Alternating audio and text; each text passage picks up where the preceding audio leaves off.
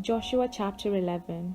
When Jabin, king of Hazor, heard of this, he sent to Jobab, king of Madon, and to the king of Shimron, and to the king of Akshaph, and to the kings who were in the northern hill country, and in the Arabah south of Chinneroth, and in the lowland, and in Naphtali on the west, to the Canaanites in the east and the west, the Amorites, the Hittites, the Perizzites, and the Jebusites in the hill country, and the Hivites under Hermon in the land of Mizpah.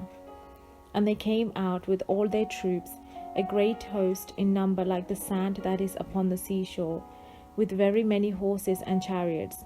And all these kings joined their forces, and came and encamped together at the waters of Mermon to fight with Israel. And the Lord said to Joshua, Do not be afraid of them, for tomorrow at this time I will give over all of them slain to Israel. You shall hamstring their horses, and burn their chariots with fire. So Joshua came suddenly upon them with all his people of war by the waters of Merom, and fell upon them. And the Lord gave them into the hand of Israel, who smote them and chased them as far as Great Sidon and Misrephothmaim, and eastward as far as the valley of Mizpeh, and they smote them until they left none remaining. And Joshua did to them as the Lord bade him. He hamstrung their horses, and burned their chariots with fire. And Joshua turned back at that time, and took Hazor, and smote its king with the sword, for Hazor formerly was the head of all those kingdoms. And they put to the sword all who were in it, utterly destroying them. There was none left that breathed, and he burned Hazor with fire. And all the cities of those kings and all their kings Joshua took, and smote them with the edge of the sword, utterly destroying them, as Moses the servant of the Lord had commanded. But none of the cities that stood on mounts did Israel burn, except Hazor only, that Joshua burned. And all the spoil of these cities and the cattle the people of Israel took for their booty. But every man they smote with the edge of the sword, until they had destroyed them. They did not leave any that breathed. As the Lord had commanded Moses his servant, so Moses commanded Joshua, and so Joshua did.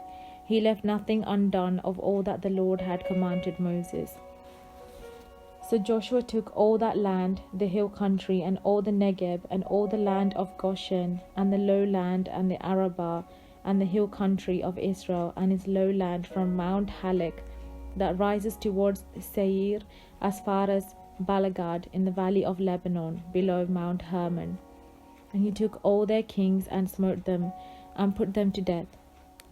Joshua made war a long time with all those kings. There was not a city that made peace with the people of Israel, except the Hivites, the inhabitants of Gibeon.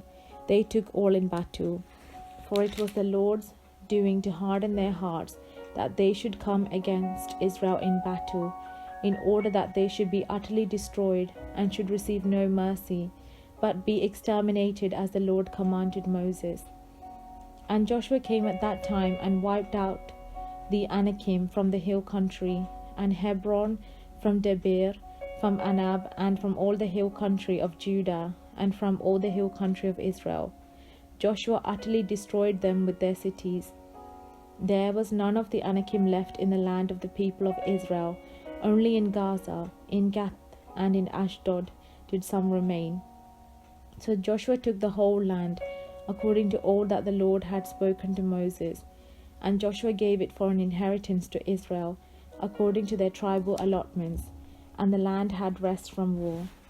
This is the word of the Lord.